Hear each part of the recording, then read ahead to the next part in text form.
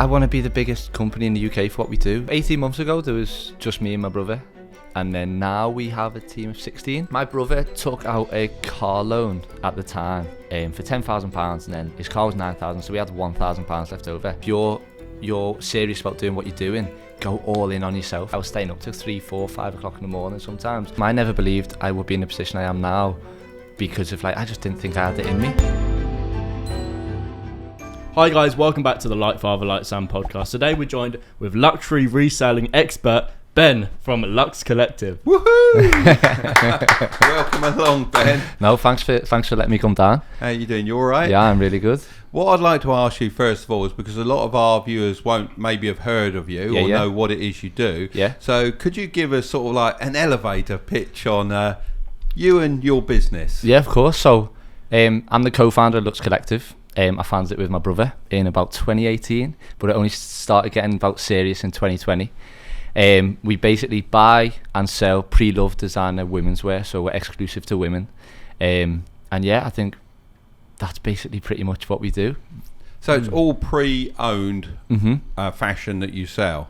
So sometimes it would be new stuff, but from an owner that someone bought it new and just maybe don't want it and just sell it to us. But most of the time it's all like previously worn. Okay, because that's quite a sustainable sort of way of going with fashion at the moment, because I think that's quite a big thing, isn't it? Yeah, well, have you seen recently with the thing with Love Island and eBay? So I haven't seen that. No, what's that about? So basically, Love Island have always used to team up with like fast fashion. So like I saw it first, and then Pretty Little Thing before that. And now they've teamed up with eBay, so all the contestants will wear eBay clothing, which is incredible for our industry. Yeah.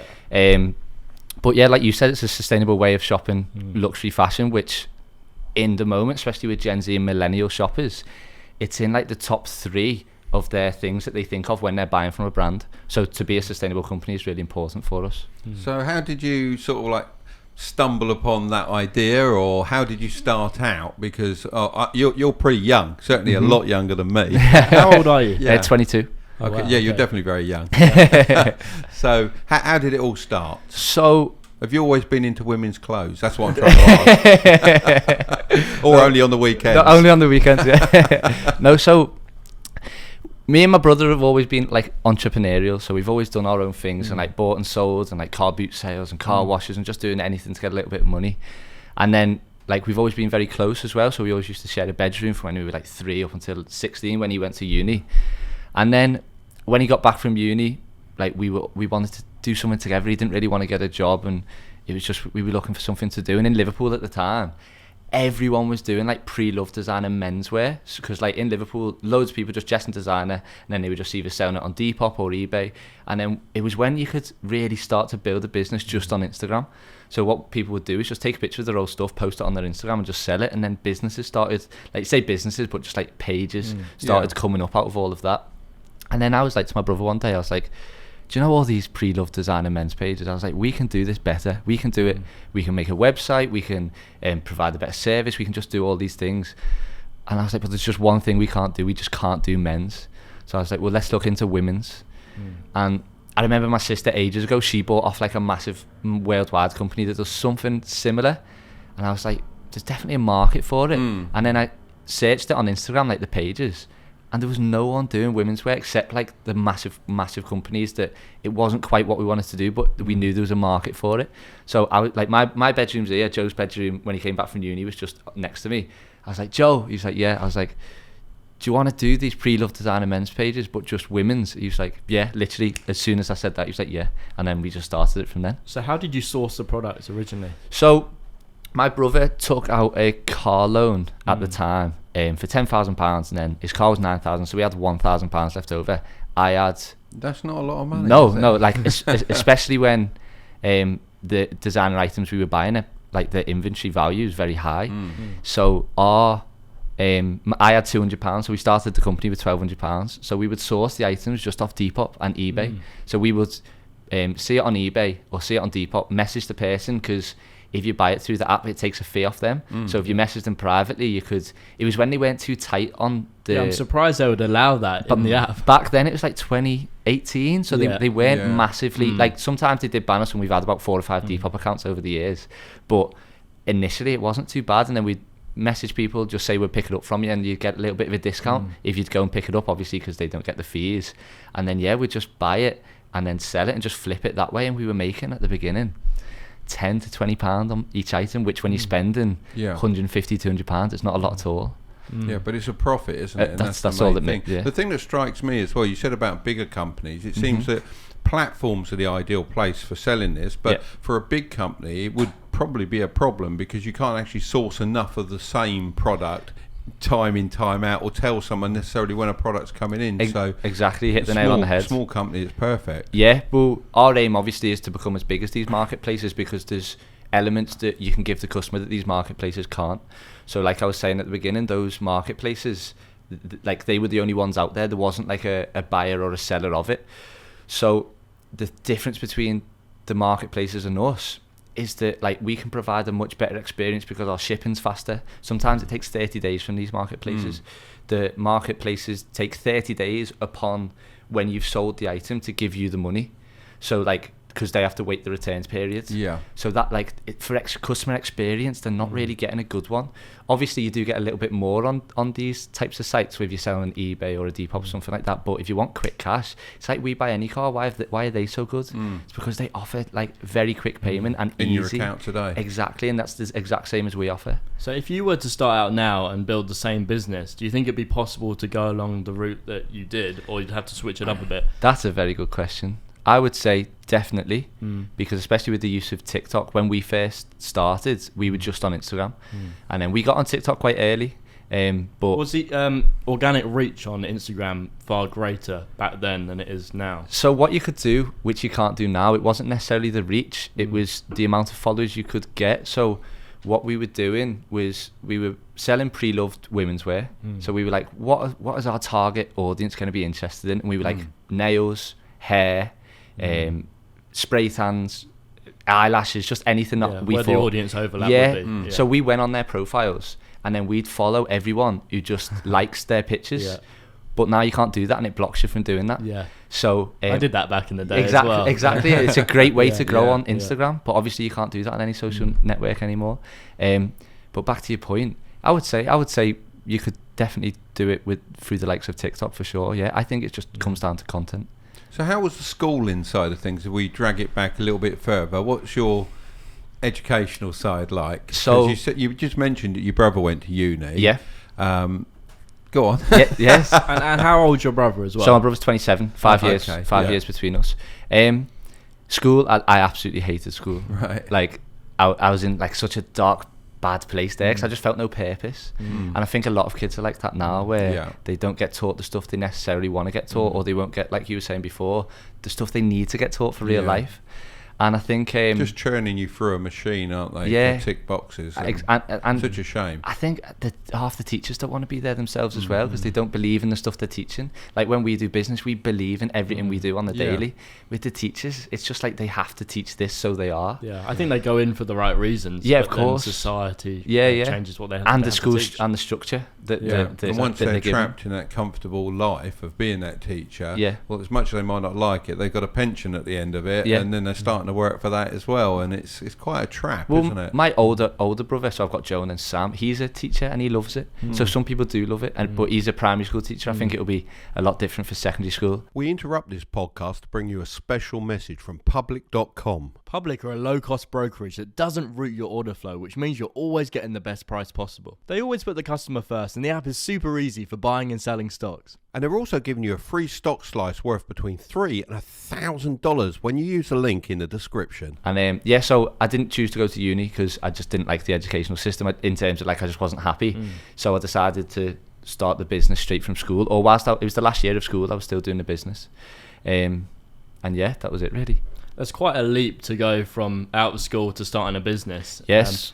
How did you find that, and were your friends surprised that you went straight into the business world? So when I started it, I was in school, and like it was just a bit of like banter with your mates, like you like it's going nowhere, you'll never make any money, like sort of this thing. And then you think, I'll show you. Yeah, I think I had a little chip on my shoulder to be like, I'm going to prove to you I can do it. There's quite a negativity, isn't there, when you step out of what society is programming you to be at school. If you show that sort of like spark of entrepreneurship, they want to beat it down, don't they? It's because it's not normal. It should be praised, Yeah. shouldn't it? It should be, look, follow him. Look, he's doing really well. He's going to light this world on fire, but it doesn't happen. Well, like in school, when you want to sell sweets or want to sell like chocolate or whatever, they ban you from doing it. Yeah, you which got to do is it on the so secret. confusing. I had to. Yeah, and it's so confusing, like so confusing. To be fair, now you are seeing like TikToks going around of like kids cutting people's hair in the toilet, which is really cool to see, and you can see the teachers are supporting them. But when we were in school, certainly like that wasn't allowed. So it was very confusing back then. But yeah, going straight into the business world, it was just like, just let him get on with it, basically. How did you initially build your network? Because I left school and then went straight into more or less starting my own business and building up my client base. How did you go about that? In terms of how do we acquire customers? Yeah, well, in terms of, how did you find mentors or maybe people to help you in the space? Okay, that's a good question. So I never really had any like physical, like face-to-face mentors. But I go on about this fella every interview I go to, like every meeting I'm in, I always bring him up. Gary Vaynerchuk. Oh yeah. You've got to make content. Yeah, like that's why we got on TikTok so early, I think. Yeah, he was praising TikTok from the early days. 2017, I think he first mentioned TikTok, and then Charlie D'Amelio off TikTok. Yeah. We were on TikTok before she even hit 1 million followers. Really? So that was ages and ages ago. Wow. But Gary V, like he probably, and I don't mind admitting it, like changed my life for the better. Like he was such an inspiration, and still is to me now. Like he just changed the way I thought about business, but in turn about life as well, and the outlook and like the importance of just being happy, showing gratitude, being consistent, being like, because he used to go on about the hustle culture loads, and then he kind of toned it down a bit, and he can't, because through his experience he knows what's important, and I just take all he says as Bible now. Like I love him so much. What is your opinion on the hustle culture? So it over the years it's kind of like ebbed and flowed in terms of do I agree with it, do I not. I think if you're cut out for it, then why not? But if it does affect your physical and mental health, then don't do it. And it's only to show self-awareness that you, like, if it's for you, then do it. I'd definitely say that it wasn't called that back in my day, and I overdid it, and it did make me very ill, very ill. And you've got to hustle. The problem is deciding what is normal amount of work, what is working extra, and what's working too much. And it's quite a fine line between the two, and particularly when you're trying to start your business. I used to go on guilt trips. Basically, if I took a day off or I had to go to a family event, I'd be guilt tripping for the whole of that day, thinking I should be working, I should be driving my business forward. So there's quite a balance, and it's a big mental issue, I think, particularly in the first 3, maybe 5 years of starting a business, that you're going to work at it a bit too hard sometimes. Why did you feel like you needed to work so much and so hard? Why? Because I knew how much more I could earn and add to the pie all the while I was there. And when I wasn't there, I would see things going wrong. I probably didn't employ people early enough or enough people early enough. There's lots of factors to that. But the real thing to it, that the mental thing is big, without a doubt. Got over that. But once you get over that, you also realise you've lost your social network, and that then takes quite a long time to build back up, because people you've left behind and discarded in a way, they don't really want to know you anymore, and maybe they're not the people you need to know anymore as well. That's another aspect. But then you've got to build that social standing up again and get friends around you that are like-minded. I found that quite hard, even though I'm quite confident to go out there and do it. When did it get to the point where you were like, I need to stop working as much as I do? I got ill. Yeah, literally, I got ill. Shingles, didn't you? Yeah, and I went to the doctors. I said, I don't know what's up with me. My way of getting out was right. It's time to get on, put my pants on, off I go. Yeah, and then until I fell asleep, literally doing whatever I was doing, and it's time for bed, because I'm literally falling asleep. So you were like working 14, 16 hours? Oh yeah. Easy. Yeah. The trouble is, I've done it recently as well. During the pandemic, I did the same thing. But I think there's a common theme here, is that you didn't have your staff in the office during the pandemic, and also back then you didn't have your staff either. Exactly. So it was very difficult to I don't know, limit myself. Yeah. And the only limits I put on, I said, look, I'll get in at 6, and when it gets to 9 in the evening, I will leave. Regardless of whether I finish the work or not. What time do you go in? 6 o'clock in the morning. Yeah. till 9 at night. And to be honest, we got 5 days behind on our mail orders. We were only allowed 2 people in each building, so it was very, very difficult. This was through lockdown, was it? Yeah. And we were doing all the TikTok Then we come stuff home as well. and he goes, I've got a list of TikToks for you to do. Oh, I've got this to do. It was Oh, could crazy. you sit down? We'll talk about this and we'll film this tomorrow night once we've thought that through. So it really was, that was not good. So how did you get the energy to do them TikToks when you came in from work? Because I'm You're superhero. You're turning into the interviewer, aren't you? Yeah. I mean, I have a bit fair of coffee. Yeah, I have a fair bit of energy, to be honest. Yeah. And if I'm... You do seem very charismatic and energetic. Well, thank you very much. But you know what it's like. If you've got an end goal and you look at it and you go, I need to do this, I think you find it and you get on with it. You're not working for someone else. You're working for you and your business and your team. And I think when you look at it that way, you can find that extra energy to do it. But that was three months, I think, wasn't it? Of 6 till 9 every day. This is as well. Yeah. Saturday, Sundays, the lot. And no, it's too much. Yeah. At least you realised it wasn't. Yeah, I guess you really realise the importance of your team there. And on the theme of team, how did you build the correct team? Yeah, so 18 months ago there was just me and my brother, and then now we have a team of 16. Wow, That's that's a big growing very team. fast. Yeah, big. that's good. And we're adding to it monthly as well in different departments. So I think the main the first important thing to do as a business owner, and you probably know it yourself as well, is do all the jobs yourself.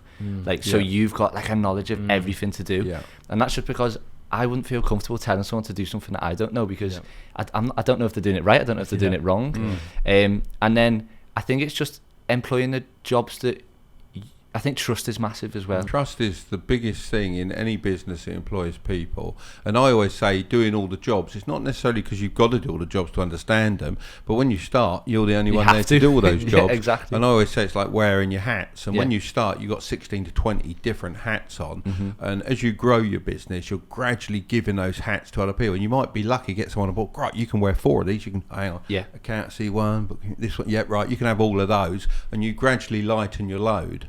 So I think that sounds really good. I mean, you've got 16 employees. Well, yeah. You've not got so many hats on, have you? Now? No, still loads. I need to get rid of some. Do you find it hard to take off those hats? Because sometimes, especially the editing, so we brought Sam on board over the last maybe 6 months or so. I found it really hard to give away the editing of the videos because that's quite a lot of control, and I had to really trust the person that took that on board. And I think when some content goes viral, you're like, it's because I edit it in this certain way. Yeah. So if you do give it off Yeah. to an editor, you're like, would they edit it same? Because every Yeah, editor has exactly. their own different style, don't they? Yeah, so that was very hard for me to pass on. Yeah, How for about sure. you? I think definitely, and now still, I'll be doing little bits of jobs of different people because I've got a little bit of ADHD. I need to be doing something all the time. But my brother's very good at sitting me down and just saying, you focus on that, let them do that, and like it nothing ever goes bad.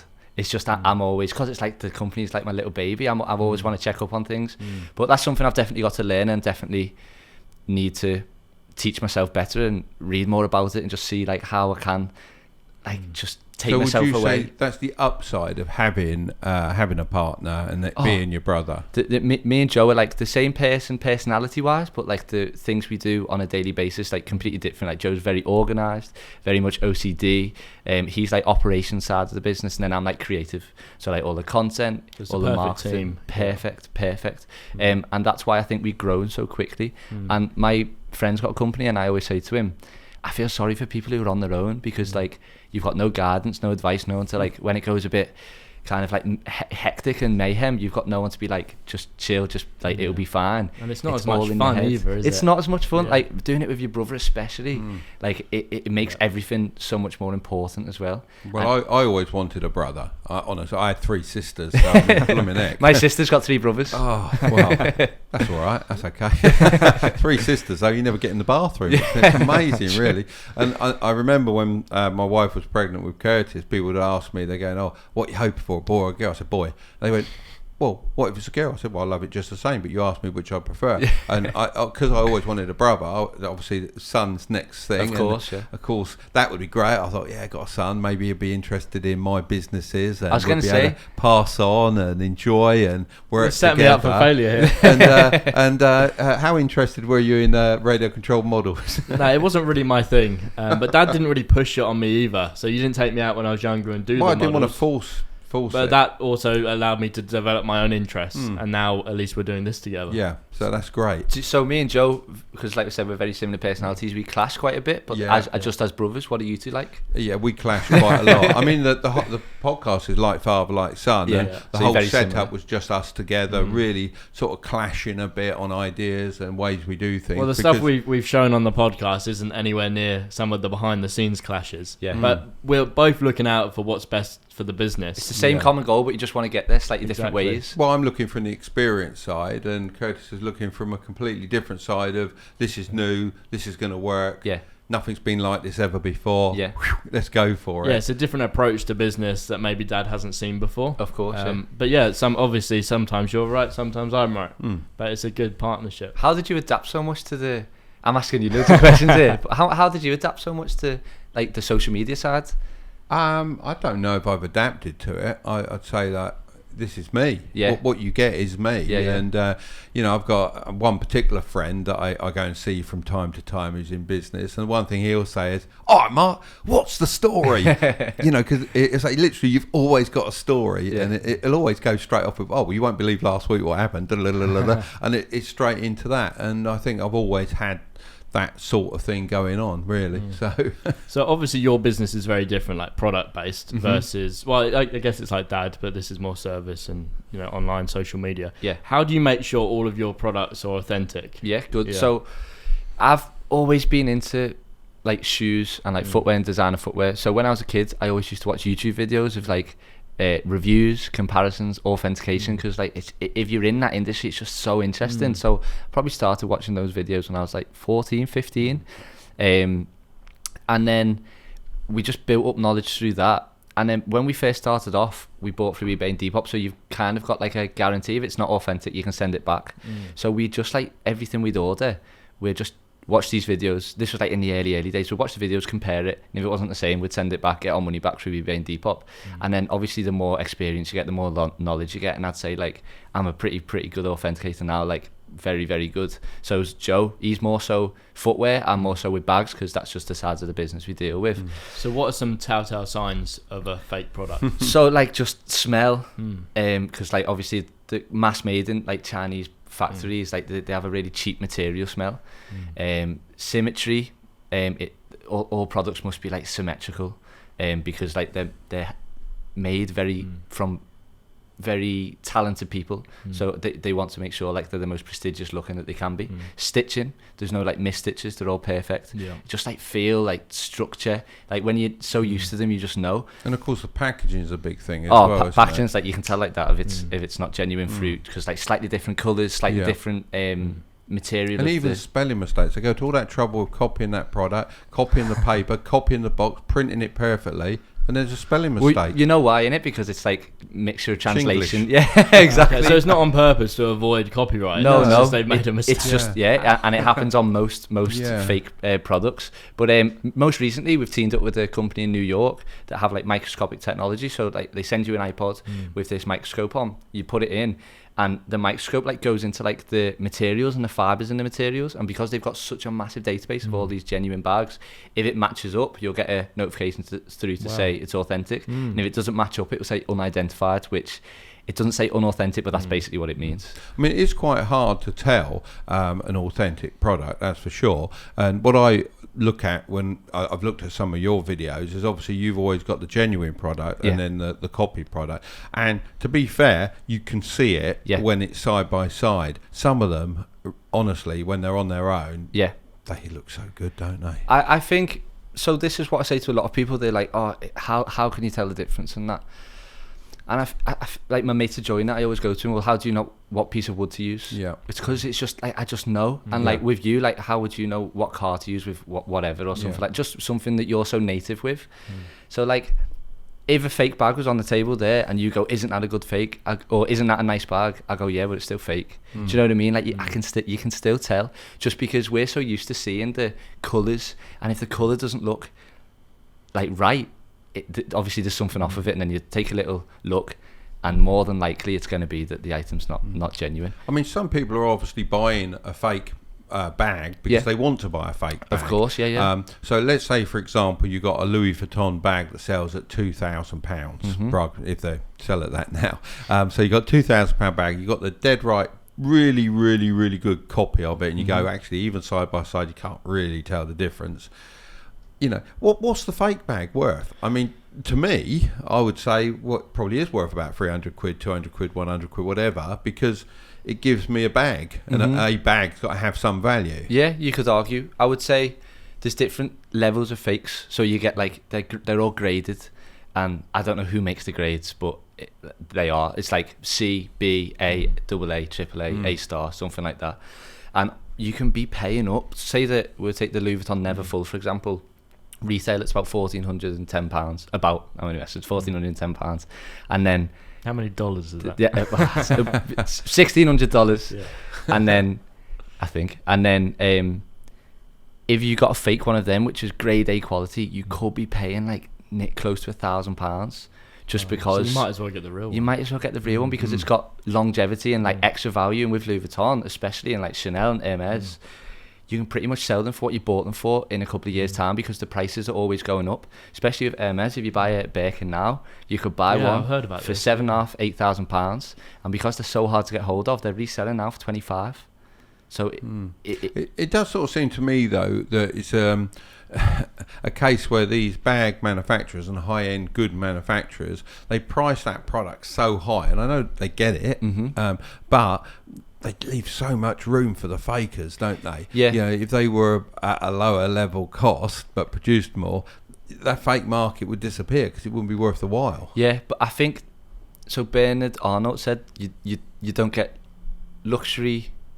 You don't create a luxury brand without luxury margins. So I think if you listen to some of the creative directors of these brands, so like the likes of Louis Vuitton, Balenciaga with Demna, and then Gucci with Michele, they all say that like they kind of like the fake market because it does give the accessibility to those who can't afford the real items to get the fake ones, and they are kind of still advertising the brand. Yeah. Because it's still got the brand name on, and they don't like hate them. I think it's more so like the customs and like the authorities that don't like these fake things, because there's fakes that get made all over each country. So you got China, you got Turkey, loads of different countries, but yeah, you could. I definitely know what you're getting at. That they are very similar, but I think if you're into the designer stuff and you're into buying it all, you do know the difference. The quality is there. Like, we've had pairs of shoes that have come in when they're fake because people have tried to sell them to us, and obviously we've rejected them. But like, you can just tell the quality is not there. If they're a pair of shoes, they won't be comfortable. They're dead hard. Like, it's just, I just wouldn't advise buying fake items, because for me it's such a waste of money. So is it possible to go and buy one of these Birkin bags? Is it Birkin? Birkin bags, like from like the official seller, because I know, like, I've got this Rolex from the grey market, because I can't get it from an authorized dealer. It'll be very similar to Rolex, but the thing is with Hermes is they actually do have them in the stores. But if you go to the store and you're like, can I buy that? They check your account or something. It goes along the lines of, they'll check your account. If you haven't spent that much, they'll just say no. That's a lot like Rolex, yeah. So like, there's something called like a 1-to-1 ratio, where because SAs, so selling associates, they don't get commission on the. There's two types of bags that Hermes do that they don't get commission on, which is a Kelly and a Birkin. So what they'll do is, the person who wants to buy, they'd have to buy loads of things that the SA does get commission on, up to the value of the Kelly or the Hermes or the Birkin, and then they'll offer you it. So it's kind of like they only want to give it to their VIP exclusive customers. Now, there are certain stores like in France, and I think one in Dubai, where they just give you it straight away, but all other stores, there's not a chance you're going to get one. Similar to Rolex, I would assume. No, that's you have to buy lots of lady Rolexes watches to then get a male one. just because I think the male watches are a great investment versus the female watches are not so much. My brother-in-law's massively into them. He's got loads, but yeah. It's an amazing. My sister's got a lot as well, and now I know why, because he obviously had to buy them for him first. Yeah. Do you think that I've heard something about Rolex closing all their authorized dealers and then going out to the market and actually selling the watches themselves to then capture some of the grey market? Do you think that's going to happen with your industry? No, I don't think so at all. I think they kind of like the reselling of it all, because it just makes, especially the most prestigious brands, it makes them even more prestigious. I think Rolex having some supply chain issues, is that right? Probably. The prices are going crazy. They make $1 million a year, from what I understand, and they can sell them like that. It's crazy. 1 million watches. People always say that, like, why don't they just make more and just sell them for cheaper because they'll make more money? But it's not about that with these prestigious brands. It's about keeping that exclusive club of people who not necessarily can only afford them, but like they want to give them to these valuable people. So what is your opinion on the fashion industry as a whole? So, like, I love fashion, and I think it's a way people find it a way to express themselves. Like, a lot of people, especially when you were in school and you were stuck to your uniform and you felt like they'd like... That's part of the machine. Yeah, exactly. That like they kind of make you feel this certain way, and I think those kids who can go out on the weekends and put these clothes on and make them feel a certain way. And I also think that, like, it...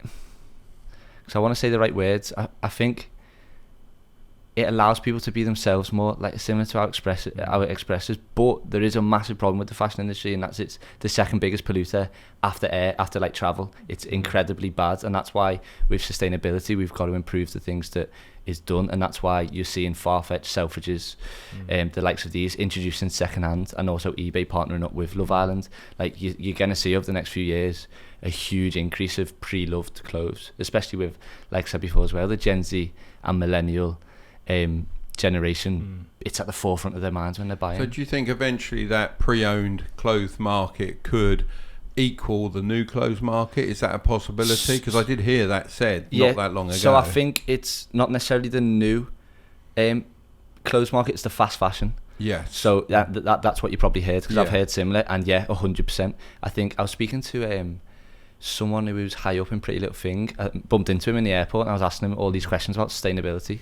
and he was saying like they need to do something about sustainability, and I was saying, do you reckon there's going to be loads of fast fashion brands still around in 5-10 years? And he was saying, no, I just think there'll be the big hitters, like we see with like the other kind of big ones who've been around for long, like Zara, H&M, stuff like that. So there'll be the big hitters, and then the rest will kind of phase out, and we'll see like sustainable product be made, and not necessarily secondhand. It can be made of used clothes and like just new materials, you know what I mean? It doesn't have to be secondhand stuff, but definitely sustainable fashion companies. Yeah, because I think obviously the model you've seen for years and years is girls can't wear the same dress twice. That's it. And yeah, that's obviously a major issue, isn't it? Yeah, and that was the stigma that we had to break down when we first started. Girls were like, ooh, I'm not wearing secondhand. Like it's disgusting. Someone else has worn it, especially with footwear. It's like someone else's feet has been in there. And we broke that stigma down, and I think we did a really good job of it. And then recently with eBay, with Love Island, it's making secondhand cool. Like it's cool to like, and it's kind of like quirky and vintage, and indie, and it like to shop secondhand. So it's doing bits for the industry. And Macklemore had that thrift shop thing. Yeah. Like it's. I think it would definitely be introduced into pop culture a lot more as well. Like I think Macklemore did that thing like a while ago, and I think it will, because of the stuff surrounding it, it's going to become massive pop culture, which is great for us and for our company. So what did you think when you saw Dad's original TikTok about designer clothes? Because I want to get your opinion on this. I was like, I know they're going to ask me this question because I'm going to mention it to him before. And I still haven't got an answer. No. Oh, no. So hang on. So the people that haven't seen it, Dad said, what's it? The Wannabe Rich by Designer and something, Well, people buy products to look rich with money they don't have to impress people they don't like. Yeah. And that's the bit of it I don't like. Okay. I'm not against designer fashion. Kai buys a lot of it. Yeah. And buying items that you want because you go, you know what, that completes me. Yeah. No problem with that whatsoever. Yeah. But just buying it to be better than her next door or her down the club because I saw her last week, she had this, so I'm going to outbeat it. That's the bit I don't And I'm more on the fence as well. I bought a Moncler ski jacket Yeah, recently, and Dad was like, "Why are you spending all of that? My jacket only, what was it? How much did yours cost? About 100 or so?" Well, mine actually got more likes on the slate. I actually got stopped more times than he did with people saying, "Oh, that is a really great jacket." You know And my jacket cost me. You got hang on. I got a refund from Amazon for something or other, some sign up to a network, and I ended up getting this jacket. I think it's for £120, and his was like 1,500 or so. yeah, and mine was the most liked. On But hang on, the only guy that liked his jacket happened to have the same jacket. So you skewed that story quite a lot. One more like. I like to skew it. You forgot to mention that part. Yeah, well, you got to forget the right bit. Don't you? That's what it's all So about. yeah, I understand the value in having certain designer pieces. So be honest, did that jacket make you feel good when you were wearing it? Yeah, I liked it, and it was good quality. Yeah. And I'll wear it for years to come. Exactly, and I would agree with you completely, Mark, and say, yeah, like people do like just keep up with the Joneses and buy these certain things. But what I would say to that is that why do people buy cars? Why do people buy anything like that's expensive? And I think that there'll be some people who buy it because they like it, and there'll be some people who buy it because they try to impress other people. And I think as long as it doesn't affect you personally, then just let people do what they want to do.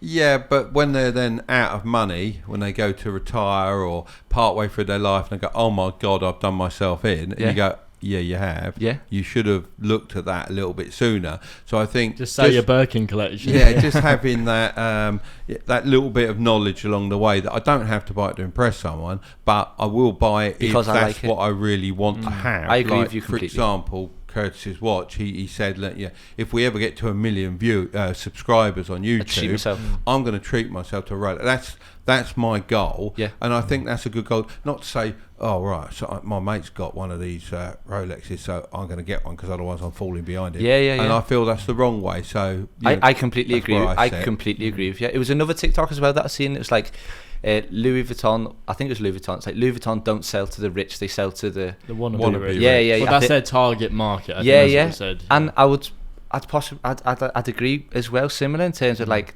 they do target people who just want to shop the brand, but they also target people who like the product, because you see all footballers, you see like I think it's the same with a lot of industries, and I completely agree with you. But I would also say there's another side to it as well, and I think shopping second hand allows you to maybe not waste as much money as you would if you did want to buy it new, and it's not necessarily it's up to the person if they're wasting it or not. No, I think and only they know. The pre-owned market has got so many ups to it. Yeah. It doesn't have a down, does it? As long as it's authenticated, it's the right thing, then I'm all behind that. That's very, good. very good. Have you ever had any bad experiences with a false authentication and you've had to get it sent back? So what happens with our structure is someone will go on our website, they'll fill out the form, we'll give them a quote, they'll send it in, and then only after we've condition checked it and authenticated, we'll pay. So it's like risk free for us, basically. Right, okay. So that's like, it's really quick, really easy. The good thing about us as well is if you inquire today and send it off today, you'll get paid tomorrow. So like we're so rapid, and back to the authentication, I just wanted to put that in there. But back to the authentication, like it's all risk free, and especially with that machine now, the risk is very, very, very low. So you built a system where that isn't a problem Exactly, and it took a while to build up as well. And what about the customers? If you send it back and say, "Sorry, it's not authentic," Yeah. do you find, because I have this in my business, do you find that the ones that are the least authentic, that you say aren't authentic, give you the most stick back? Yeah, so we get a lot of stick, and I wouldn't say a lot of stick, but for in that sector of the business when we send it back. But there are funny stories as well. So it's like, "Oh, I'm so embarrassed. My ex-boyfriend bought me this." Oh, really? Or like, I got this off my mum and she told me You're it out was here real. exposing people. Yeah. But like they're so like shocked and horrified by it, and we're just like, "It's all right, don't worry. We know you didn't know." But there are some people who are like, "It is real, and we're just like, and they know it's not. "Yeah, I know." Well, that's up to them, innit? Yeah. But like, Do you say it's fake, or you say, "Oh, we can't take it"? we'll say we've rejected it due to failed authentication. So Okay. basically say, it's Yeah. fake. When people send it in initially and we know it's fake just from pictures, we'll say, "Unfortunately, we can't accept this item."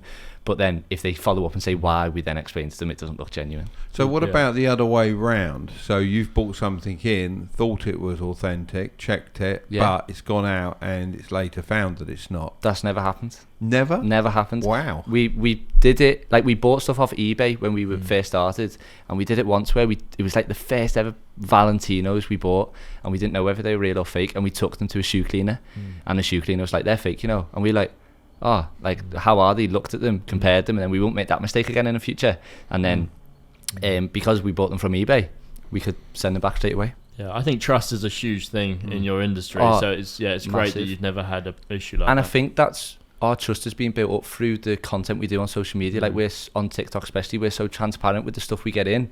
Like I think competitors in our industry would be scared to show a fake, or like be a bit like, oh, do our audience want to see that we've got a fake in our shop? Like just scared of like that association. I think it's a good thing that you've got fakes to be able to compare with. Yeah, of because course. Why wouldn't you? I mean, it makes common sense, doesn't it? Really. Definitely. But going back onto that just a little bit more, have you ever sent something out that you know isn't a fake, and you've got someone on the end that's bought it that's gone, this is You're a fake? going for all the variations. These are very good questions. Well, I'm a retailer, and you know, it's and very I interesting. have all these problems myself, not with authentication, but certainly through various different things they want to throw back at Whenever you. you're dealing with people. I want £100 off, but I'm happy to keep it. Yeah. Oh, that's yeah. I thought you might have that one. Yeah, all the time. And I think in that situation, I think for me and what I learned from Gary Vee, I think kindness is the best thing to show, and empathy. And just be like sometimes, or maybe we can't offer you how much we want, but we can offer you this much because we maybe agree with you that it should be brought down in price. Or like sometimes if it's obvious and it shouldn't be brought down in price, we're like, you can just send it back to us. They don't like that though, do they? It depends who it is, but those types of people who do that to you, they tend to just want money off. Yeah. Back to your point about the authentication thing, like sending out, do they think it's fake after being real? Like when we first started off, because we were just seen as an Instagram page, used to happen all the time. Be like, how do you know this is real? But we get it, because people like, we had about 10,000 followers and people were asking all these questions, and it was just two lads behind like an Instagram account. And what we'd do is we'd just send them like a big long explanation of how we knew it was genuine, and then at the end we were like, if you're still not happy, just send it back to us. And that's how we dealt with it early in the day. And now because we're such like a reputable company in the industry, we can, if someone asks for it, we can kind of send out our own authentication certificate. And all it is just one we've made, but because it comes from us, they value it a lot more than not having it. But yeah, still happens. So have you ever had anyone claim it's a fake, and you said, well, return it then, and they've returned a fake? No. Kept it. Really? Because I've had that a couple of times. What did you do? Oh, I threatened to take them to court. Yeah. I said, because we didn't send you this product, it's not a problem because we'll show this product in court, and it never came from us. Yeah. And they went away on both occasions, but we have had it. Yeah. And it's happened with us twice with model flight software, funny enough, because it's quite expensive. It's very hard to write, and you have to get a dongle to be able to operate it. And both times we got sent back fake dongles that didn't work. Are they called dongles? Dongles, yeah. I think I've called them dingles all my life. Dingles, dongles, who cares really? But yeah, no. Did you tag your products? We don't tag the product, but we have all the serial numbers of on those products that we sold. Well, that's important. But they sent the fake back in the original box, So so it's not the product which is tagged; it's the packaging. So we physically tag the products, which is a bit harder to return a fake. But it's the UK importer of the product, the genuine product. You certainly wouldn't be sending that fake out. It's quite simple, really. Yeah. How did they react when you said you'd take them to court? Oh, it did go. Both of them went a little way, but they didn't go to court. How much is it? The item? Not that much. That particular item was at the time £130. That's madness, isn't it? People do anything to get something free. Do you find you have more issues with the lesser priced products than the more expensive stuff? No, I'd say the opposite way around. Because obviously the more expensive items which are fake are easier to get hold of because they're not expensive. Do you know what I mean? Right, so something that's a fake which is meant to be expensive isn't expensive. Yeah, because there's more demand for that real item. Yeah, of course. Yeah, that makes sense. So you've obviously done very well building this business up at a young age. What other advice would you give to an aspiring entrepreneur? I think one thing that was so important for me is not caring about what other people think. And it was like I said, when I first started the business, like all my mates were like, "Oh, it's not gonna go well," or what. Not all of them, but like a large majority was like, "Oh, I'll never make any money," blah blah blah. And I think like I definitely like it set me back my confidence and all that. And then like I would never do social media how it should have been done earlier, because it took me a while to get onto TikTok, because I knew I got on it early. But imagine if I got on it even earlier. And I think like the fear of... It would have been Musical.ly if you got it on it even earlier. Maybe even Vine, maybe. Yeah. And then I think just being able to like be myself, because I feel like so at home in the industry, because like I'm surrounded by it every single day, and I think that comes from not caring about what anyone thinks. And I think, have you heard of Jordan Peterson? Yeah. Where he goes like, if people are saying something bad about you, or your friends are saying something bad about you, or people you hang around with, if people are saying something bad about you, well then that's amazing. You've identified who your friends aren't. Yeah. And I think that really resonated with me, and I was like, well, if anyone says anything bad about me, they're not my friend, and I'll just dissociate with them. And it made me just like go in my own element, tunnel vision, and just focus. So how do you tell the difference between like criticism, positive criticism, and actually someone that's hating on you? I would say it's a very arrogant way of saying it, but there's definitely a better meaning of what I'm trying to say. And Kanye West says it. It's like, don't take advice from people less successful than you. And I think exactly that. I was just going to come to that, because when I was working as a carpenter and joiner, and I was telling them what my plans were, you know, this was just to get a skill, so I could go out on my own and do my own thing. It was like, oh, you'll never do your own thing. Yeah, you're useless. There's no point in you doing this, doing that. And you're thinking like, oh, they're knocking me for six. Yeah. And it was only other people that had their own businesses, one in particular, that I'd mention it to, go, yeah, that's great. Yeah. You really want to go for that, because the one thing you've got is that spark to do it. Yeah. Don't let anyone tell you different. Yeah. And I always find whenever you talk to people in business, they'll only talk to you in an encouraging way. They might give you a little bit of constructive criticism, but you can take it because they've given you the good, giving you a little nibble of this could be improved, and then giving you a little raise at the end. Exactly. That's how I try and do it. I think most people have done that with They've me. When I've complimented, asked sandwiched it. Yeah. That's it. Well, that sounds like the book How to Influence and Influence People. If you've read that, exactly like what they say. It's like always lead with something good, and then say maybe something bad if you want to criticize, and then again something good, which is exactly as you've explained. And only then. give that critique if it's asked for as well. Exactly. You know, you don't just go straight in with a criticism. You know, if they say, well, is there anything I can improve? You know, give the advice at that point. But yeah, certainly try and leave on a high. Because if they don't ask for the advice, it's like Jordan Peterson says again as well. It's like if people aren't listening, don't say it to them, because they just don't want to listen to you. So you're just wasting your energy.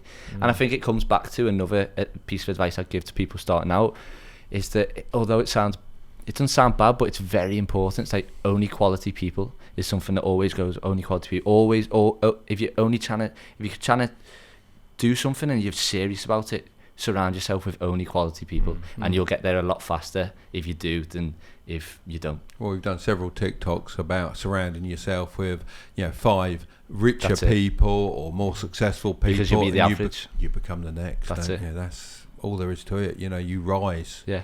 You don't want to be going the other way. Would you say it's hard finding those people though?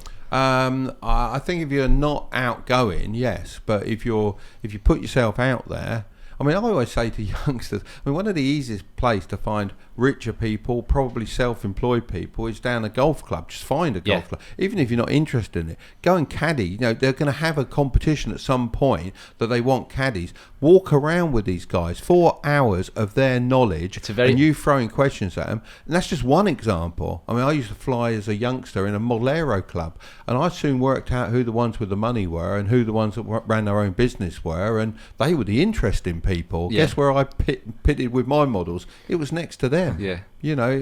That's how you do it. So you've always been eager to surround yourself with those types of people. I find them much more interesting. Yeah. I don't really find people interesting that are moaning about their job that they're not doing anything about. And actually, the following week, you're moaning about the same thing in that same job you're still not doing anything about. Well, hang on, I'll talk to him because he's had a good week. He loves his job. Well, not a job. He loves his business. So how about your social network? Is it big or is it quite small? So obviously my brother, and then we have someone who works with us, is my brother's friend from school called Ollie. He does all the operations with Joe. He's amazing, so good. And then my friend, he has his own business that sells sportswear, and I live with him, and I literally, the only way I got in contact with him was through social media. I texted him because I knew he had his own business. I just gave him a text and I was like, oh yeah, I see you're from Liverpool, you're doing really good as well.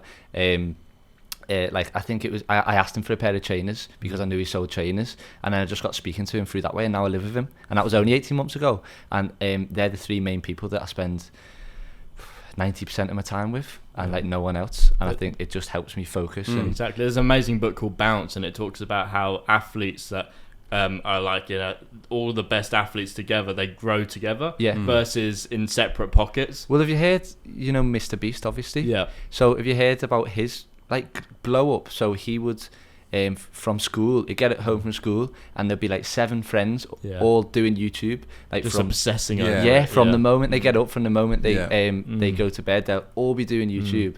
And he says it's the quickest way to get to success, because if one of you fail, you give that advice to all the other 7, and those 7 don't make that mistake. So think about how fast you're going to go if 7 of you are failing all the time, so amazing, quickly. isn't it? Yeah, it's People class. just worry about giving away their secrets. How do you feel about that? Well, I think like I'm happy to tell everything. I think especially like how to do what you're doing, because that's how we grew so much on TikTok. It was giving secrets away about the industry that people were scared to say about, like all well, not all, but most designer products are made in China. Like, why would you say that if you're trying to sell something? It's not very attractive, but it just makes you look so transparent and makes you much more, like you said before, trustworthy. And that's what, like, we've built our company upon, just being so trustworthy, and we're very proud of that. Well, most of my products are made in China. In fact, they're now used to be USA as well, but now it's China and Vietnam. Yeah. And I'm proud of the fact they're made there. And the reason I can stand by that is because I don't make or manufacture in any factory that I haven't visited or class. checked. Yeah. And when I feel that there needs to be a change within that factory, I will state that. I say, this is your order. Yeah. I want this change next time I come here, so that's better for your workforce, or better for social needs of everyone here, and that makes me happy to do business with you. So I'm actually proud that I work with those. And in fact, the lady who owns the Vietnam factory, she is so good, right? Unbelievable. I even stayed in her house. Rather than going into a hotel, she said, I won't hear of that, come and stay with me. She knows pretty much every employee, what relationship they're in with another employee, whether they got kids or one on the way. And, people's interpretation of China as a whole is not always the reality. And likewise, I always think that other businesses, big, high fashion, fast fashion outlets in particular, I'm not going to name, but I think that's fairly obvious who we're talking about. It doesn't take a lot for them to go out there and say, do you know what do you need us to pay to make those conditions better? All right, now that might be as little as 3 or 4 cents, and if that's it, pay it. Put your price up if you have to, but pay it, because those conditions to me are vitally important. So Why do you think China has such a bad stigma of production? Because of where it came from. I mean, you're talking a sort of a 35-year rise, aren't you? Roughly 35, 40 years. I mean, Shenzhen is roughly 34 years old now as a city, and 34 years ago it was a dirt track, literally out of Hong Kong. So similar to Dubai now, how it's gone so quick. Yeah, in the city. and just all of a sudden, I mean, Shenzhen is probably 1.5 times the size of London, and that's look how long it took London to grow to the size it is now. So I think because of that and that extensive growth, course corners are cut. I mean, I've been around factories where they're making little bits of model helicopters out of aluminium, and I've had actually had the top of my eye cut from a bit of shard coming off of a lathe. And I said, well, why haven't these machines got all the proper safety equipment on? Oh, it slows it all down. I said, well, I can't buy from you. Yeah. I'm not buying from you because it's not safe. good enough. Yeah. So if people do accept it, then they'll keep doing it. So it needs a change from the top. Enough people accept, but until people say no, but that's when the change comes in. I mean, the last one, I know it's a bit off subject, but the last one was the toilet facilities in this Chinese factory, and they had a VIP toilet. Beautiful, perfect, no problem, didn't smell, proper loo, really nice. And then you walk past the staff one. You didn't have to go in to know how bad it was. Yeah, it absolutely reeked. And I literally said to the owner of the factory, I said, I have given you this order, but next time I come to your factory, if this toilet for your staff is not improved, he said, well, yeah, they don't mind. I said, no, you know how to make it nice because you've got a VIP one. Yeah. I said, so you make it like that, or I don't buy from you again. Next visit, perfect. That's class. That's class from you, isn't it? But it doesn't take a lot. Yeah. It only takes someone to say it, Yeah. and it improves it. And I think they know it, isn't it? Like They do they know know it it. all along. They just need someone. It's like when you want to do one of those jobs that like you don't really want to do. You just need someone to tell you to do it, and it will push you to do it. Yeah. But that's incredible from you. Well, I think it's how it should be, Yeah. you know, and particularly from the really big brands. I'm just a small player. When you look at high-end fashion, they ain't small players, No. are they? And they're making massive profits. You can put a little bit there, can't you? Make people's lives better. I agree. So back to you, because it's like a dad podcast as well. It's a two-way thing. Bit of both. Yeah. So you obviously had a great idea for a new business. How did you get your brand into people's heads? That's a really good question. I would just say TikTok and giving advice and tips, and it was literally that. And it was, how can I provide? So Gary Vee always says, how can you provide more value than you receive? And in the long run, you might not get as much value as you give out, but you'll get a hell of a lot of value back if you're giving out all this value. And it was just that. I was like, well, how can I make people more informed, more entertained, and how can I do this? It was like with trends. So they're the three things that I did. It was information, entertainment, and trending. And then I think more recently it's got a bit, the algorithm's got a bit more complicated, where you have to look for watch time, likes, comments, shares, and some of the videos are a bit more strategically made out. But back then it was just like, if you tell someone something interesting, it'll bang. And that's what we did. It was just like, because when lockdown stopped, we went from probably we sold nothing, like 100 a month items before lockdown, like not big numbers at all. Lockdown was amazing, wasn't it? Lockdown's the best thing that ever happened to me. Well, it was the best of times and Yeah, the worst yeah, of you times. gotta add that, yeah. Because it was so because a bad lot of for people did some. suffer a lot, Yeah. didn't they? Yes, and Online that's businesses terrible. boomed, But though, online businesses. Well, look, let's say the internet bounced forward 5 years, Yeah. and we're underestimating that. Well, that's initially. That's after a couple of months. So initially, we went from selling 100 a month to about 6. So we lost like 95% of business. Really? Yeah. Like, but didn't have any rent to pay, because the people who had our rent was like, just don't even worry about it. Don't pay it. You don't have to owe us it when we come back either. And then we were living from home, so my mum and dad were like don't have to pay rent, so there was no expenses. So I just had like this freedom of just creating videos, and I became like a creator, like a TikToker, and I would just create videos every single day. I'd do 3 videos every day, every single day without fail, like minimum 3. And then that was it, just creating so many videos, I saw creating videos as creating brand. So the more videos I created, the stronger the brand would build, and that's basically how the brand was built. I think that's the difference between, like, certain people would just give up in that situation. The sales have gone down. They think, oh, it's end of the world, I'll just do something else. Whereas you completely reframed and readapted to the current environment. Well, we had a physical, it wasn't like a physical shop, it was like an office space that people used to come in and shop with us. And like, cause lockdown came, it changed the structure of our business completely. So we went from, instead of dropping products daily, we used to build we still do build a hype up for weekly drops. We do 3 a week, but still like at a certain time every week. And then the fact that people selling to us, they'd have to send it in. People used to just be able to hand it in to us, but now they'd have to post it to us. So it changed completely, and we went fully online instead of just the physical shop. So yeah, it was like you said before, it was bad for a lot of people, but for me personally, it was the best time of my life. It changed me as a person as well. Like, it made me restructure my life a lot. I did a lot of reading, and I was very benefited off it a lot. Well, obviously, as we've mentioned before, I worked something silly through that time. I didn't stop, but for those that were able to stop, it amazes me how many people didn't take your approach and use it as time of self-reflection, self-learning, any of that sort of stuff, because when are you ever going to get that amount of time off and paid? And the whole for world most stops. people, Everyone else stops as well. It's not just you. You're not being left behind. Exactly. So you can only get ahead. Yeah. And why not take that advantage? It was crazy. A lot of people just seen it as a big long holiday. Yeah. And I think it was because, it was just right timing for me personally. I was listening to Gary Vee every single day at that moment in time. Like, I'll go months of listening to him, months of not, and just in that time I happened to be listening to him loads. And then I was just in the hustle kind of phase. Like, I was staying up till 3, 4, 5 o'clock in the morning sometimes, knowing that I don't have to get up tomorrow to go to work because everywhere's shut. So that's how it began properly for us. So what was the first video that really went crazy for you? So because I've been doing a few podcasts recently, I've been like trying to research some of like the questions that I know that I'm going to be asked, and like it takes a while for a lot of people to understand the TikTok platform. And for me, I scrolled down all the way to the bottom of our videos the other day, it literally took me 9 videos. Like, that's not a lot.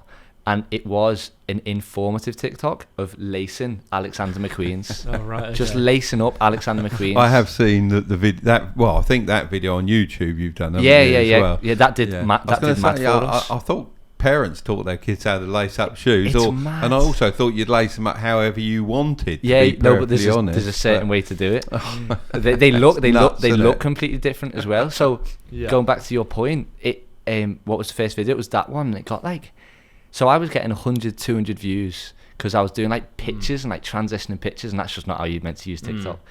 And then that one, if you got the power of video, you might as well use yeah, video, not definitely. pictures. Yeah. And it did like 300,000 views in the first hour. That does make sense to me though, because it is a story. There is a story built in there, like how to tie the laces, then tying them, then the laces are tied. 100%. You know, there is a story. But when like TikTok was first fresh and Yeah. new, no one knew that storytelling was the thing to do. Yeah, you need that watch time. Yeah, don't you? exactly. That was it. Yeah. So yeah, that was the first video that banged for us. And then after that, I knew Alexander McQueen's were very popular at the time. So I became known as like the Alexander McQueen man on TikTok because all I'd ever speak about was Alexander McQueen's left, right, and centre. But if it sells, that's what you're meant to do, innit? Just Yeah. keep pushing that product. How did those views like transition into sales? So I'd say the first 8 months of producing a lot of videos that were getting a lot of views, not a lot. I'd say probably increased our sales by 5-10%. Yeah. And then all of a sudden, like year-on-year growth for the past 3 years, we've been like doing like 300% growth. So it's been incredible, like madness. It's all about investing that time, and what we say with passive income, you can either spend a fortune and create it, or you can spend time and create it. And obviously what you were doing there was using time to create, maybe it's not a passive income, but it's creating your business to boost it. And a lot of people want this instant gratification, and they go, I'm putting this on, I want to make money straight away. And I only learnt this week from a guy that you did a podcast with, that the average podcast lasts about 4 episodes. Simon Squibb. Yeah. And they give up because it's not made them any money. I mean, this podcast doesn't make us, it doesn't pay for itself. Yeah. But we enjoy doing it, and we'll take that enjoyment as payment, meeting guests like yourself and others that we meet. We find that really interesting, and we find it very motivational as well. Definitely. So that's, in part, that's a payment to me. Yeah. And I like that. And if other people can enjoy it and spread the word, that's even better. It's all about striking it big at the end of the day. You could argue that's easy for, like, you could say, a lot of people would say to you, well, that's easy for you to say because you've got all these other businesses in the background that make money. Yeah. So what would you say to someone that's kind of like, it's a bit of a risk for them to start a podcast, like completely? Do it as a side hustle. Yeah. I mean, literally, you don't need all the equipment we've got here. I mean, we try and invest all the time in new equipment to make the product better and better and better. All the profits, yeah. Yeah, that's what I mean. Yeah, you said time, but yeah. Yeah, profits and money, anything we can. Just keep investing it in so that the product is better and better. But you can start with, if you're going to do a podcast, whatever it happens to be, mobile phone, an internet connection, you're there. Yeah.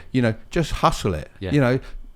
On the side, it doesn't really cost you anything, does I it? think Stephen Bartlett started his podcast in what was it, with his phone in like a little closet. Yeah. Just And- saying his diary. But then you could argue that when he did invest in it, he invested £40,000, Yes. didn't he? Yeah. So and it did blow up then. But what I was trying to get at is that just people stick at it, just stick at what you do, and And you'll know if it's going to work because it's an organic thing. Yeah. It will start gaining traction bit by bit, little bit by little bit. You just not got to be disheartened.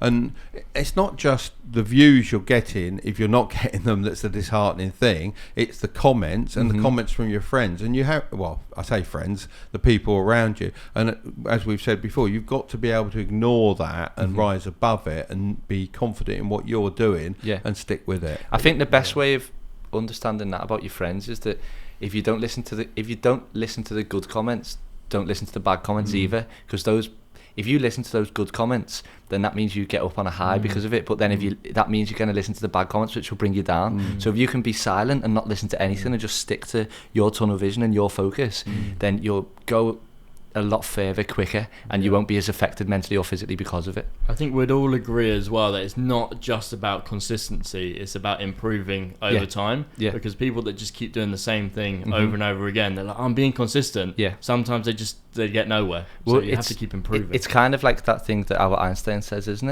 it? definition of insanity is doing the same thing over and over again, expecting different results.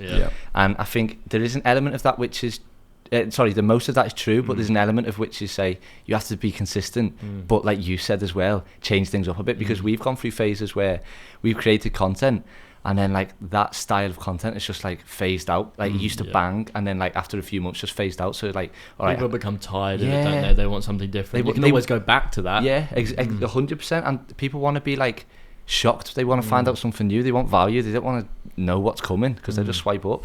But yeah. So what's next for your brand? You know, what's out there in the future? Yeah, so I think just building a bigger team so we can fulfill more orders, we can get more stock in. So the problem with our business is a big barrier, and we've always said it, is that, like you mentioned before, is getting the stock in. Because we have two types of customers: one that sell the product to us, and one that what the person we you always sell need a it nice to. balance there, don't you? 100%. And I think growing that steadily is very important, because you don't want to do either better than the other. Yeah, because it will kind of like, one will catch up on it and it will just be a shit show. And then I think the next thing for us is menswear, which we're seriously looking at. So we only do women's. We get asked every day on TikTok, when you do menswear, but as you probably know, both of you, the timing has to be right. Yeah. Because you can't, we won't be able to keep up with the orders, we won't be able to keep up with the inquiries, stuff like that. And then I think hopefully next September we'll be in a new unit. So we've been going to meetings about a 12,000 square foot unit, which is a decent size, and hopefully that will be our home for the next 5 to 10 years. And the aim is to become the biggest in the UK, and I don't think we're too far away from that. I think the problem with the transition to menswear, from what I can see, is people have an expectation of how good you are at what you're currently doing, and when you transition to menswear as well, they will expect you to be equally as good. They won't. I don't think they're going to give you any time to gradually get good. You're going to have to be in there straight away. So you're going to almost have to build up a load of designer gear straight away before I was going to say, before you go live with it, and make sure that you've got the feed before you've got the sales. That's it, having that inventory ready ready to just go for be put on and just go for it. Exactly. It's going to be a challenge, but what's business without challenges? Well, no, that's what business is all about. Is you wake up for a new challenge every day, and that's why you're in business. That's what I say to everyone in the office when they join. I was like, you're not a customer service person, you're not a packer, you're not what else do people do in our company? A picker. Yeah. You're not operations. You're a firefighter, putting out a fire every single day. Yeah. And that's what it is. And also part of a team. That's it. I don't like the word boss, to be honest. No. I just rather that I do what I do, you do what you do, and all together we get what we need to get done. Yeah, that's it. That's how it works. There's obviously a lot of rumours going around that we might be heading into a recession. What are your thoughts on that, and how will that affect your business? I think it's inevitable we're going to go into a recession, because all recession is just two negative things on whatever. And we've had one. Yeah. So. I think 2 quarters. Yeah, that's it. Yeah. And I think so me and my brother were talking about this the other day, and he was like, well, luxury brands are recession proof. And I was like, be careful for what you wish for, because you be careful for what you wish for on everything. So be careful. Apple's seen as quite recession proof. That is luxury. You would say it's the most luxurious phone brand for sure. And I think for us, because we are we're an alternative for that high end fashion, like you can get it cheaper. I think I think it will be affected a little bit, because everyone's business will, but I don't think it will be affected too much, because people who either want to sell the stuff to get more money in, well, happy days, here we are, sell your stuff to us. And people who still want to buy that stuff, but usually buy new stuff, but don't want to buy new stuff, will just come to us. And I think if you look at all the brands over the past 100 years, Louis Vuitton being around 100 years, Goyard 100 years, Hermes more than 100 years, these luxury brand, you could argue it's kind of recession proof. But yeah, be careful of what you wish for, is what I'm saying to myself. And when you offer, it's going back a bit to where we were earlier, but when you offer the amount you do for a product, if the customer said, no, I want more than that, is it really a non-negotiable thing? That's how much it's worth, that's how much we offer? I'd say everything's negotiable. It depends what the product is, it depends what we think we can sell it for. Yeah. That's actually the most important thing, is what you can sell it for. 100%. And that's the bit I think because obviously we buy a bit of second hand now and again if Yeah. it's good enough, and we will only buy it if one we think we can sell it, and we will look at the price we can sell it for, knock 10% off of that and then price from there, because then you can guarantee you can sell it for that. Well, that's it. And then we have our percentages set from there, and we won't really negotiate on that, because if we do, we fall over. There's no point. Well, buying and selling is like the oldest game in the book, isn't it? It's like, if you can make money, then happy days. So if we offer a price, don't accept it, you maybe want 20, 50 quid more. Yeah. If we think that's possible, we'll say yeah, but if we don't, we'll just say no. Yeah. I think people understand that. The best is when people speak to us and they're like, that's such a low offer, I'm not selling with you, I'll sell elsewhere. And then like 2 weeks later they come back and they're like, actually that's a really good offer. Yeah, we've had that a few times. I think that's just life, innit, though. People always expect more for what is theirs, because it's theirs, and they want as much money as possible. They want to pay less for something they want to buy as they can, and they want as much as what when they want to sell. Something they want to sell. That's it. Yeah, the prices distort somewhat, don't they? Yeah. So we've talked about all of this, but we haven't hit our main question that we usually ask. Okay. I don't know if you're open to this, but we'll see. How much money are you making from your the clothing reselling business? Nah, I don't. I like, when I came on the podcast, I was like, I'm going to answer every single question truthfully and honestly. And I think that truthful and honest answer to this question is I don't want to answer the question. Okay, fair enough. I think that's fair enough, isn't it? Yeah, fair enough. So I'm sorry if right. you expected an answer from me, but yeah, it's just... I've got an idea that you wonder where this is going now, don't you? I've got an idea that you are feeding a lot of profits back into your business currently. Oh, like personally making, like not a lot at all. Like the only thing that my salary pays for is my apartment.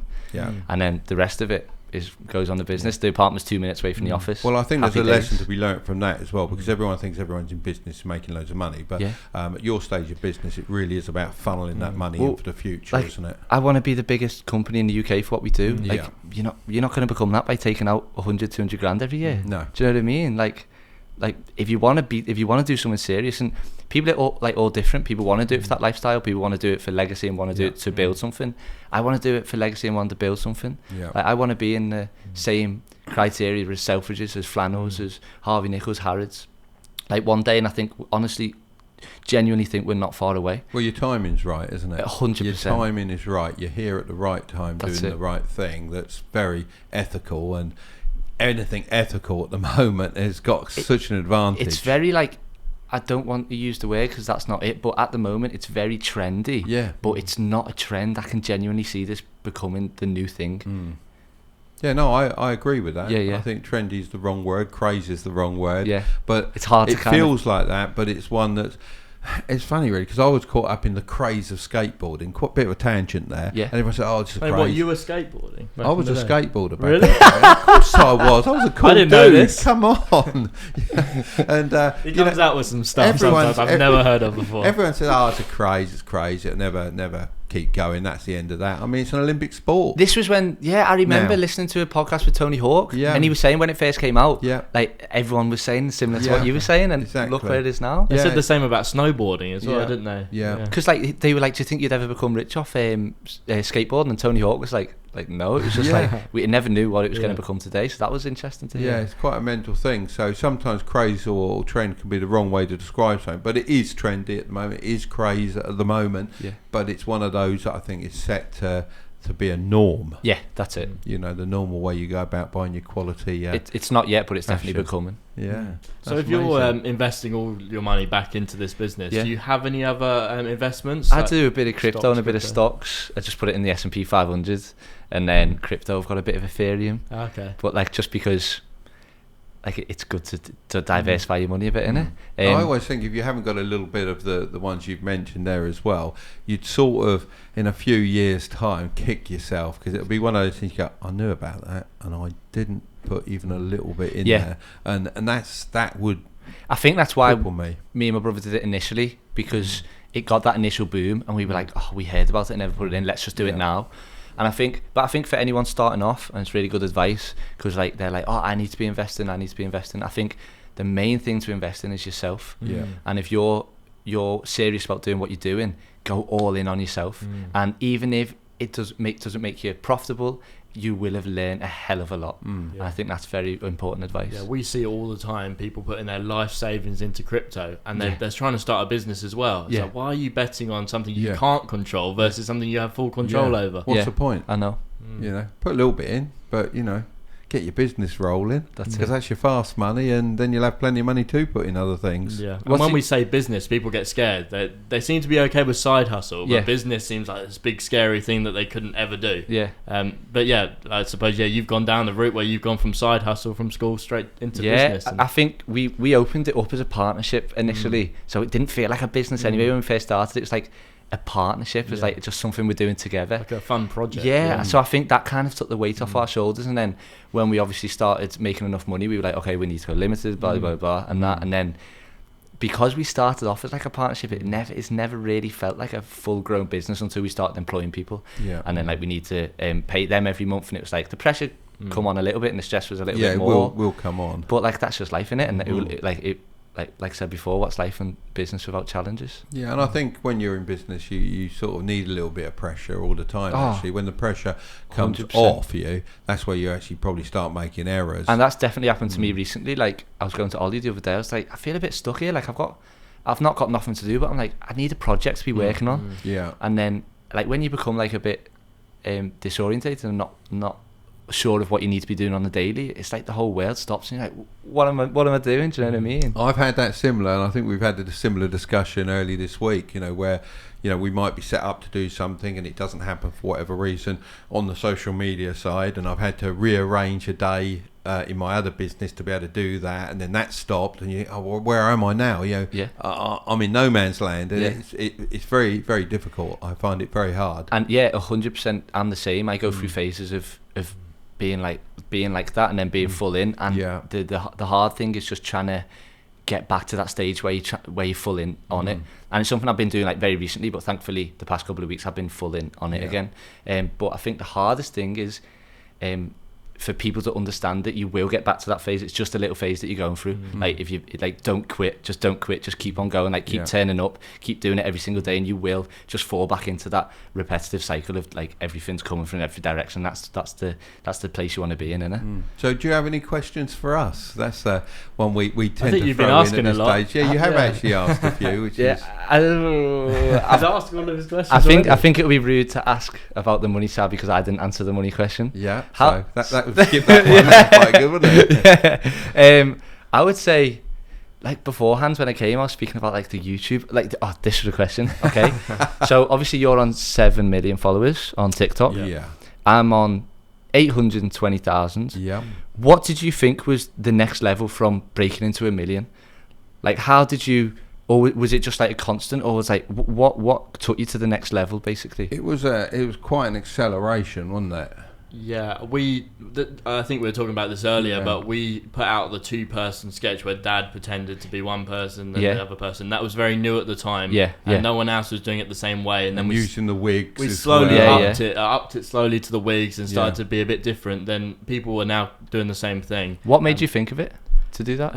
Well, I thought of the wigs because it was a difference. He loves the wigs. Yeah, well, I do actually. On a weekend as well. Yeah, just on weekends. But I was saying, how are people going to differentiate between me being me and me being the other person? And I said, why don't we get a wig? So we only got one to start with, and that worked really. It was actually Edward Scissorhands wig. Now we've got a whole collection. Yeah, now I've got a full collection. What was your question? And that anyway? worked really well. No, but that was the acceleration. So how did you get to that next level on TikTok? Because I think for me the next stages is getting to that next level. It's finding that blue ocean on social media. So something other people aren't doing that you can do slightly differently, along the lines of what you did with your business. But now we're kind of doing videos together because no one's got that father-son duo on TikTok. So we can be a bit more original along those lines. So it's looking for the things people aren't doing and slowly putting your own trying twist on it. to innovate all the time, just a little bit. Keep it in the same area, but and being really looking at your storyline and being very critical about where people would put your mind in the viewer's mind and how they're scrolling, and if you would scroll off of the video, then make sure you change it up a bit and look at the storyline there. Yeah. And that's what we really focused on, and that pushed us past. I mean, it's like looking at it as a business as well, because I always describe business as a spider's web. Yeah. Okay, so your fastest path to where you want to be is straight along and out to the outer rim. But you go along and one of those strands is broken and it doesn't work. Well, a lot of people get stuck at that point and fall backwards to the centre. But actually, there is another path. You can backtrack, you can go across and then up the next spine of the web. And eventually you can work. It doesn't maybe go round it, back and all around. Eventually you can work yourself to that goal where you want to be. Yeah. You know, and I think that's generally quite important to remember. You know, you will hit barriers, be it on social media, be it in business, be it in life in general. Yeah. But there's always a way. So always a way. Another question as well. Do you know your YouTube videos? Do you write them all and like produce them, and then you just read off the script? Yeah, so sort of, yeah. Well, it's more to it than that. So we come on to this table actually, and then we interview Dad based on his life stories, because everything we tell is a true life story. And as you know, these just come out randomly. Yeah, Random, I've totally heard loads of new ones today. So Skateboarder. It's mad, isn't it? We'll work that one in later. I've been around.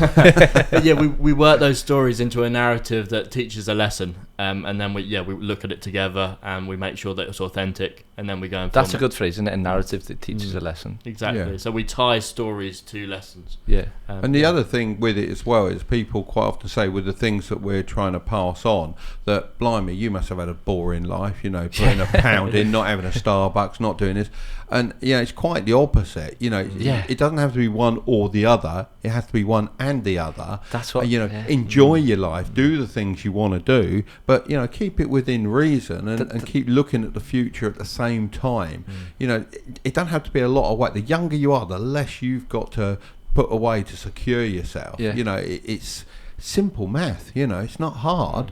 And I've had a great fun life. Yeah, that's what Gary Vee says as well. It's never or, it's always and. Yeah, until you get too far down the line where it has to be all or nothing, and then it's nothing, and then you haven't got anything. Yeah. You know, it's you got to start early. That's why it should be at school. Yeah. And that's that's my mission. If there's one thing that comes from all of the stuff that me and Curtis our mission, do, isn't it? Yeah. We're working on a book. I won't say any more about that. Yeah, that's class. But it's, you know, the mission is that, you know, schools start at least teaching it. How they teach it, I don't really mind. Half an hour a week for your last year in school. Yeah. Just get them knowledge on money, because So, they've got to have it. Because obviously teachers can't teach this, because they wouldn't be teachers if they did. So who would you recommend or tell? Well, I think there's some basic personal finance stuff that needs to go into the curriculum. Yeah. And there is some, if you really want to boil it down, there's some real basic stuff. Yeah. And because parents weren't taught it, the teachers weren't taught it, like even the grandparents weren't taught it. No one's been taught it. It's all learned by failure and error, isn't it? All the difference way. between a credit card and a debit card. Yeah, like, a lot of people don't know that. Yeah. But it's not being taught, so it needs a structural change from the top. Yeah. How mortgages work, how credit, scores work. Yeah. You know, there's so many aspects that are basic, simple strategy that if you were armed with, you would, I would hope to say you'd make 50% less mistakes. And if you make 50% less mistakes, then you're going to do well. It's a bit like the analogy with loo roll. I've probably not used this one. This is a new one for you.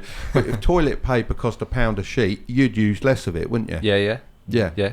But you don't know how much it costs, so you just use whatever you want. So, that's the thing. It's having that knowledge of what things are, then you're going to do better. Yeah. And that's what I want for everyone. I agree. I would have appreciated that at school. Exactly. 100%. And then me and Dad are aligned along the same mission, and that's why it works so well together. I would say that's when someone starts something, it's definitely important to have like a, not necessarily end goal, but it's like we call it in our company a big, hairy, audacious goal, because we heard it off a high performance podcast. It's like a purpose. It's like what you all striving towards. And I think if it's just to make money, it like there has to be something. Well, it would lose bigger. itself. That's it. You know, because how much money is it? If it's a million, when you reach a million, what are you going to do then? Well, that'll lead me on to my final question in a minute. Yeah. So, No, do you want to? I've had mine answered. So, Well, you sort of have, haven't you? You better say what it was. So that okay, my question was, if you could only invest in one thing for the rest of your life, what would it be and why? And I'm guessing that it's yourself. That's it. I would say myself. Yeah, I would say I think you've answered that. when I was a kid, like you say, the school system. I never believed I would be in the position I am now because of I just didn't think I had it in me. And then once I started just listening to myself and listening to these mentors, I was on YouTube and stuff like that, like Gary Vee, Jordan Peterson, even Joe Rogan to a certain extent, Kevin Hart, all these different types of people. I was like, no, I can't. These are just normal people who have done it. I was like, I can do it too. And then I would get a little bit of success, and then I'll be like, okay, I'm on my way there. And then I'll get knocked back a bit. And I'll pick myself up and just keep going and keep going. And I always say this, I never thought Lux Collective would get to where it is now, but now it is where it is now. I believe it can be anything. Okay, well that leads me on to my final question, and that is, when is enough enough? I felt like I was on a TV program then. It was that's intense. That was intense. Wow, that's a really good question. I don't think it's ever enough, is my answer. I don't think it is. I'd say, is that not monetary? No, not at all. It's like passion, fulfillment. Obviously you have to go off and relax and enjoy yourself sometimes. Sometimes, I don't know how many times is right, but you just need to find that out for yourself. But when is enough? Yeah, I would say it's never, and you just have to be self-aware and be like, when it's getting too much, come back, and when you're not further enough, push more.